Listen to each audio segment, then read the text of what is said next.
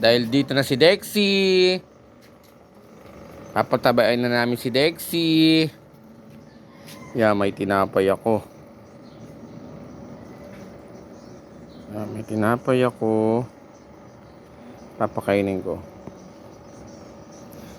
Ganito yung sa amo niya eh. Yan. Ito. Ayan o. Mamaya ha. Mamaya. Mamaya ha. Mamaya. Mamaya lang. Mamaya na kainin. Tignan lang. Okay, kain. Ang galing naman ng talino ni Dexy Ang galing ni Dexy Ang amo niya ay si Kuya at si JJ. Jay, patabain ko muna JJ. Yung best friend mo. Diba? Ano Dexy? Ito uli ha.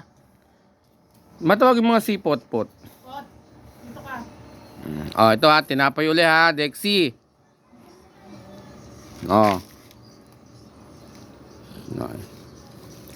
Mamaya na ha. Mamaya na.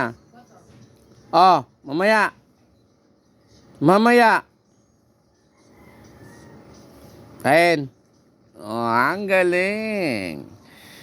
Ang galing ni Dexy. Yan. Papatabain ko pa yan namin. Dating nandito na yan eh. Nagbakasyon lang si Dexy. Na Dexy? Talino talaga ni Dexy ito pa ulit ha. Mamaya na. Mamaya na kainin. Tingin lang. Maya. Okay, kain. Ang galing ni Dexy talaga. Talino. Kainin mo sa kamay mo. Ayoko. Laki-laki bunganga niyan eh. Pumasangkab pa ng kamay ko niyan. Sabi mo dahan-dahan. Ginaganon yan, JJ. Pag ako nakagat nito. Sabi mo, Huwag mong kagatin ha.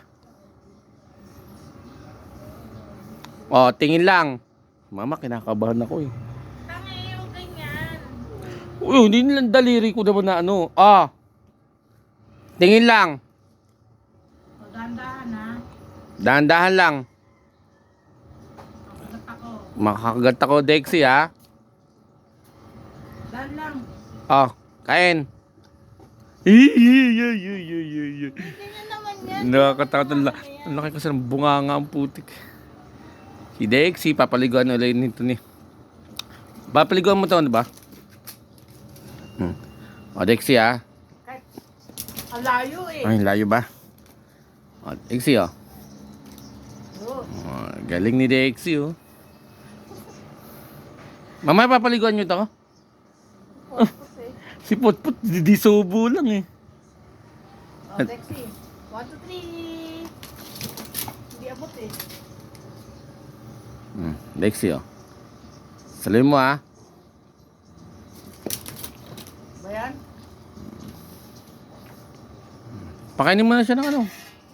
Baong. Saing na lang. Ano ulam niyan? Ayan, yung ano, yung meatloaf. Haluan mo ng ano, ng meatloaf. Tapos lagyan mo ng sabaw.